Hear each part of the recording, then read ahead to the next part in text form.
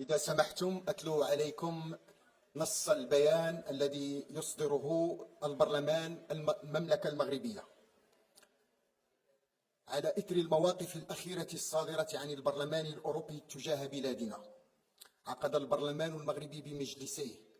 يوم 23 يناير 2023 جلسة مشتركة تدخل خلالها رؤساء وممثلو مختلف الفرق والمجموعات البرلمانية والنواب غير المنتسبين والبرلمانيين غير المنتسبين.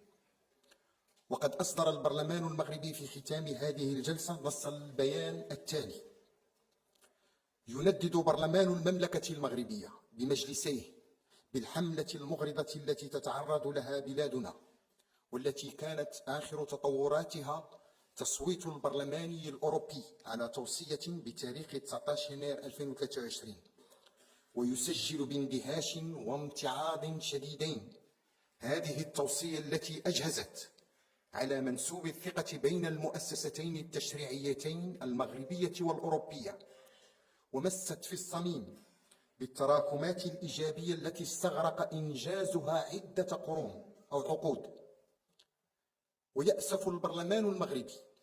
لانصياع البرلمان الأوروبي لبعض الجهات المعادية داخله واستدراجه في حملتهم المضللة التي تستهدف شريكا عريقا وذا مصداقية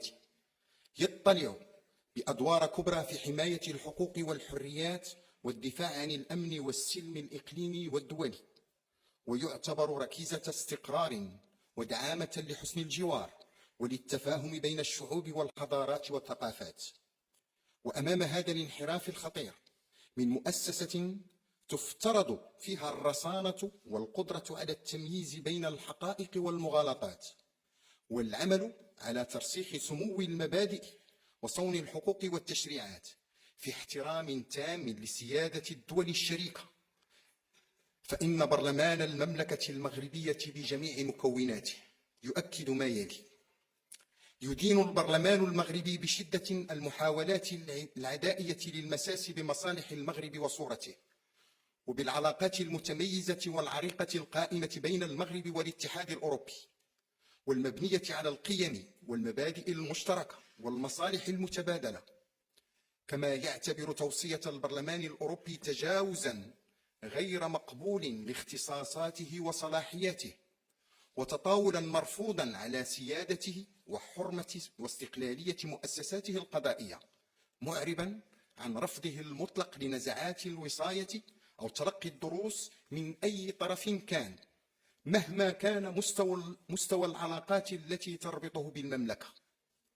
يعرب البرلمان المغربي بكل مكوناته وأطيافه السياسية عن خيبة أمله إزاء الموقف السلبي والدور غير البناء الذي لعبته خلال المناقشات في البرلمان الأوروبي والمشاورات بشأن مشروع التوصية المعادية لبلادنا بعض المجموعات السياسية المنتمية لبلد يعتبر شريكا تاريخيا للمغرب. ويأسف لتلك المواقف والممارسات التي لا علاقة لها بالصدق والإخلاص اللذين تقتضيهما روح الشراكة. إن برلمان المملكة المغربية ليس في حاجة إلى إعادة التأكيد على تمسك المملكة بحقوق الإنسان كما هي متعارف عليها دوليا، حيث تتميز المملكة في محيطها الإقليمي بدينامية مجتمعها المدني وحيوية ساحتها الإعلامية ومصداقية مؤسساتها وآلياتها المستقلة الفاعلة في مجال حقوق الأفراد والجماعات، وكذا التزامها الفاعل بالمواثيق الدولية ذات الصلة ومضيها قدما بكل إرادية في ترسيخ وتعزيز دولة المؤسسات والحق والقانون في إطار التعددية الحزبية والسياسية وحرية الرأي والتعبير. يذكر البرلمان المغربي بحرصه على صيانة الحقوق والحريات وسبل ممارستها كاملة، وبممارسته للسلطة التشريعية والتصويت على القوانين ومراقبة عمل الحكومة وتقييم السياسات العمومية. ويعيد التذكير باختصاصه في التشريع في ميادين منها الحقوق والحريات الأساسية المنصوص عليها في تصدير وفصول دستور المملكة لسنة 2011، وفي مقدمتها حماية منظومة حقوق الإنسان والنهوض بها والإسهام في تطويرها مع مراعاة الطابع الكوني لتلك الحقوق وعدم قابليتها للتجزيء. وإذ يذكر البرلمان المغربي بأنه يعد فاعلا أساسيا في العديد من المنظمات البرلمانية والإقليمية والجهوية والدولية، ويتمتع بصفة العضوية فيها، يؤكد أنه لم يسبق لأي مؤسسة شريكة أن تجاوزت اختصاصاتها وتجرأت على دولة ذات سيادة ومؤسساتها وتدخلت في شؤونها الداخلية، بل تلتزم باحترام استقلالها وترسيخ الثقة المؤسساتية المشتركة. يشدد البرلمان المغربي على أنه كان دوما فضاء للحوار والتواصل متعدد الأبعاد، إذ احتضن العديد من المؤتمرات واللقاءات العامة والموضوعات متعددة الأطراف دوليا وقاريا وإقليميا، تمحورت حول القضايا الراهنة من قبيل مكافحة الإرهاب والدفاع عن السلم والديمقراطية والهجرة وحقوق الإنسان والبيئة،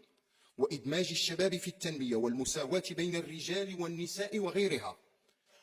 ويعتبر أن العديد من المشاريع والبرامج البرلمانية المشتركة بين المؤسستين هي اليوم موضوع سؤال ومساءلة على ضوء التوصية الأخيرة للبرلمان الأوروبي. كما أصبح التنسيق البرلماني في عدة محاور وقضايا يطرح إشكالية الثقة، وهل لا يزال البرلمان الأوروبي شريكا استراتيجيا للبرلمان المغربي؟ يرفض البرلمان المغربي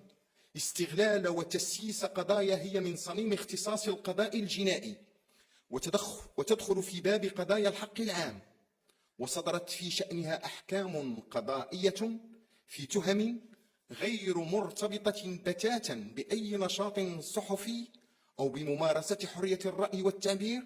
وإنما تتعلق بجرائم من قبيل الاتجار في البشر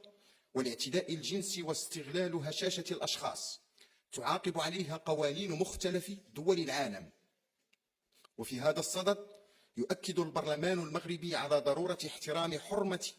واستقلالية القضاء المغربي، الذي كان حريصا دوما على توفير شروط ومقومات المحاكمة العادلة. لقد قوّد قرار البرلمان الأوروبي أسس الثقة والتعاون بين البرلمان المغربي والأوروبي، ومس بالتراكمات الإيجابية التي تحققت على امتداد عقود من العمل المشترك، في وقت كنا نستشرف فيه جميعا آفاق جديدة وواعدة في العلاقات بين المؤسستين من أجل المزيد من النجاعة والتنسيق لما فيه المصلحة المشتركة لشعوبنا. ويعتبر البرلمان المغربي أن توصية البرلمان الأوروبي تنكرت لجميع الآليات المؤسساتية للحوار والتنسيق التي أنشئت تحديدا لتكون فضاء للحوار والنقاش الشامل والصريح في إطار الشراكة والاحترام المتبادل، وبذلك تكون قد أفرغتها من محتواها وأفقدتها مغزاها، وضربت عرض الحائط بمضامين وقرارات اللقاءات الثنائية ومتعددة الأطراف والجهود الدؤوبة التي قامت بها اللجنة البرلمانية المشتركة المغرب الاتحاد الأوروبي منذ إحداثها في أكتوبر 2010، والتي كرست بالملموس البعد البرلماني للشراكة بين المغرب والاتحاد الأوروبي، ولعبت دورا هاما في تقوية ومأسسة العلاقات بين البرلمانين المغربي والأوروبي. يدعو البرلمان المغربي القوى السياسية الأوروبية إلى التحلي بالحكمة والرزانة ورفض الخلط المتعمد بين حقوق الإنسان المصانة في المغرب بالدستور والقوانين والمؤسسات من جهة، والادعاءات المفتقدة للمصداقية التي تروج لها بعض الجهات والمنظمات المعروفة بمواقفها العدائية ضد المغرب من جهة أخرى. وتأسيسا على ما سبق، قرر البرلمان المغربي بمجلسه ابتداء من اليوم إعادة النظر في علاقاته مع البرلمان الأوروبي وإخضاعها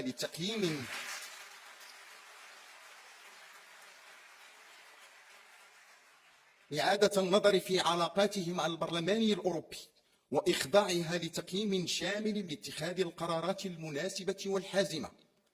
تبليغ رئاسة البرلمان الأوروبي بمحضر هذه الجلسة مدعما بمداخلات جميع الفرق والمجموعات والنواب والنائبات والبرلمانيين غير المنتسبين، تبليغ رئاسة البرلمان الأوروبي بمضمون هذا البلاغ والقرارات التي ستتخذ لاحقا. الرباط 23 يناير 2023. شكرا، رفعت الجلسة.